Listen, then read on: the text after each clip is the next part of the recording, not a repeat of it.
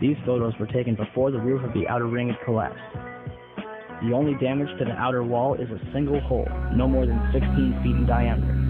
America in 2009 was desperate for change. A Boeing 757 is 155 The past 8 years had been a disaster. 44 Those feet weapons of mass destruction got to be high, somewhere. 124-foot wingspan, Maybe under here. almost 100 tons. Are we supposed to believe that it disappeared into this hole without leaving any wreckage on the outside? Why is there no damage from where the wings... George W. or the Bush, who had vertical claimed to be a stabilizers or the conservative, engines would have had slammed tripled into the the size of the federal government, shredded the Constitution, Remember how big the and engines destroyed were? the image It's of the 6 United tons of States steel and worldwide. titanium Nope, slammed no into the weapons over Pentagon there. They were buried themselves inside the building, leaving 2 Endless very distinct wars. imprints. And yet, the only Over a damage million on the dead outside of the Pentagon Iraqis. is this single hole. and more No than damage from where the 5,000 engines would dead have hit. U.S. troops. Why are The the Patriot windows left Act. the hole completely intact? Warrantless domestic wiretapping Why are and the cable spying. spools directly in front of the hole completely The end of untouched? Posse Comitatus. And the as rise the of other the side treasonous Pentagon, North there's American another Union. hole, approximately 16 feet in diameter, found on the other A side deepening of the 3 recession, rings from the sliding towards If that total hole economic could have been caused by collapse. Flight 77, the Boeing would have These had to smash factors and through other 9 abuses feet of had the steel American reinforced people in a concrete. state of panic for their future and the very The existence nose of of the a United commercial airliner is States. composed of lightweight carbon. The elite were in trouble. The people were beginning to see through their facade, past their frontman, into the ruling elite behind the throne. For the first time in U.S. history, both parties were universally hated. Congress had a 9% approval rating. The globalist agenda had stalled. And then, onto the scene came a man who promised change. Change we could all believe in. Barack H. Obama promised to end the war and bring our troops home fast. He pledged to uphold the Constitution and to stop the federal government from spying on the American people. Candidate Obama told American workers that he was going to get them out of NAFTA and GATT. And he's already breaking those promises. In this film, we will prove that Obama says one thing and does another, and that he works for the very same elite interests that Bush served. The very interest engineering the financial collapse and formation of a dictatorial world government. This film is not about left or right. It is nonpartisan. Our past documentary films are among some of the most damning indictments of George W. Bush and his administration that have never been made. If humanity has any hope of effecting real change for the better, it will not come from the Madison Avenue false reality makers who have cast Barack Obama as the savior of the world. To alter our course from tyranny to liberty, to defeat the corrupt elite, we must get past the puppets and confront the real power structure of the planet.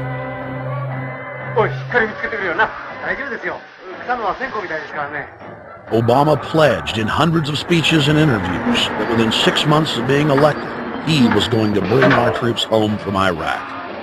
But after he was inaugurated, the story changed. Now he said that they would look at bringing some of the troops home in 16 months. 2 weeks later, his story had changed again. Now the administration would look at bringing the troops home in 23 months. Well, Obama's already fudging. He's fudged since day one of this election, where he first said we're getting out. Well, now it's a timetable, and now it's da-da-da, because they're getting to him. They're understanding that he ain't going to be able to get him out because people more powerful than him got us in. When he first ran, remember, he was going to take the troops out. I get in there, troops come home. Day one. There is no military solution in Iraq, and there never was. I will begin to remove our troops from Iraq immediately. And then that went to 16 months. And now he's going to add, they're saying, another 30,000 or more troops to Afghanistan. Next, he sent 30,000 more Marines to Afghanistan, doubling the total number of forces in the crosshairs. Barack then announced that he was going to move missile systems into Eastern Europe to encircle Russia.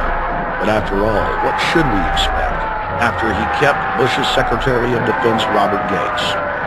The outcome of this policy is if you're constantly meddling near the Russian borders with these fascist creeps, IMF NATO agents like Yushchenko of Ukraine or Saakashvili of Georgia or these Kaczynski twins in Poland or various collections of people in Latvia, Lithuania, Estonia, you're tied to these gangsters, and if they decide to start a war, that rapidly escalates into thermonuclear World War III.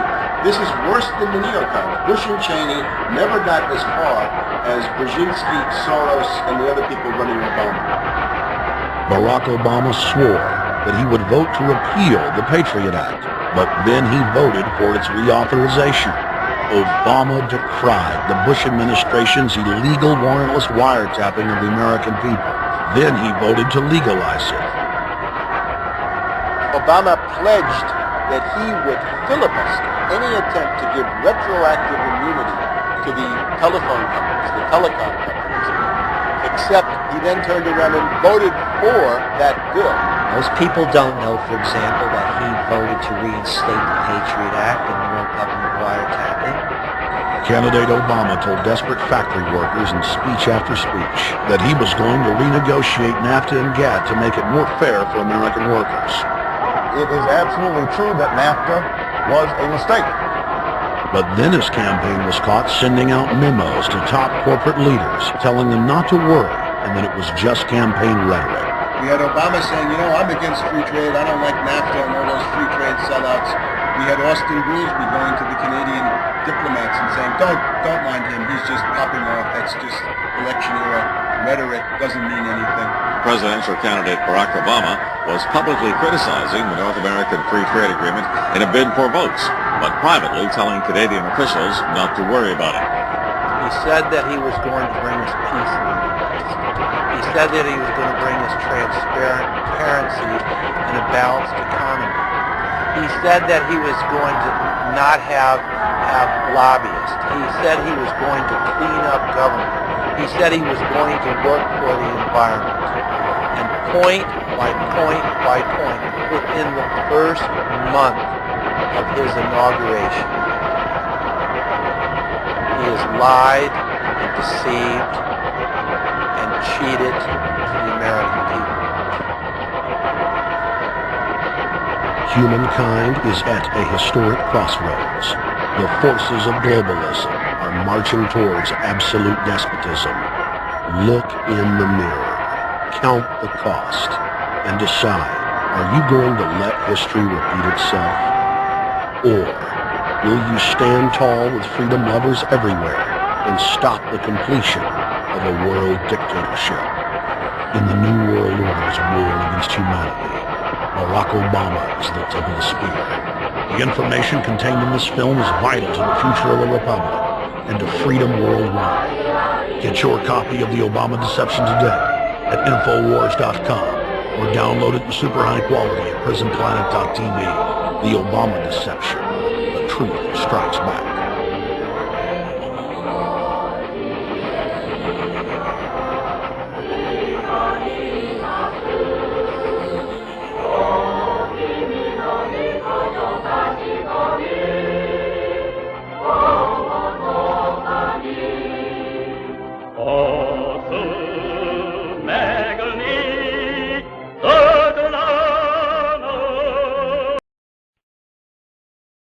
The photo shows the front seal and a rotor hub missing its fan blades.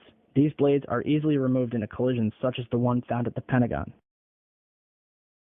The United States Air Force has only a few A-3s left in operation, and they are stored in Van Nuys, California at Hughes Aircraft, which is now better known as Raytheon. So if this piece didn't come from a 757, then where? And where are the engines from Flight 77?